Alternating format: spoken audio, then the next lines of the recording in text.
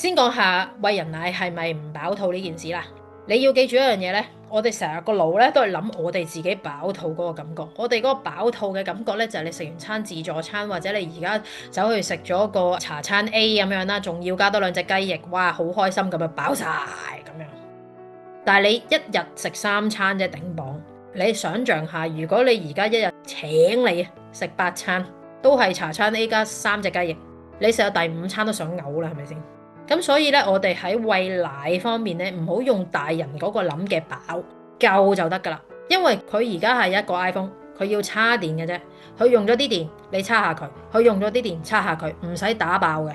或者有人揸車，唔會一日打爆架車個油缸8次噶嘛，係咪？佢用咗啲，咁你入少少，用咗啲入少少。同樣地 BB 都係 BB 個喐動量咧，佢而家冇乜好多喐動，佢只係 internally 咁喐動，包括係佢啲呼吸啦、增長啦、消化啦，佢唔係好似我哋咁要出去翻工啊嘛。咁所以佢只需要叉得夠電就可以等下一餐噶啦，就唔使真係要好似大人嗰種飽嗰個感覺。所以記住唔係飽嘅，夠就得啦。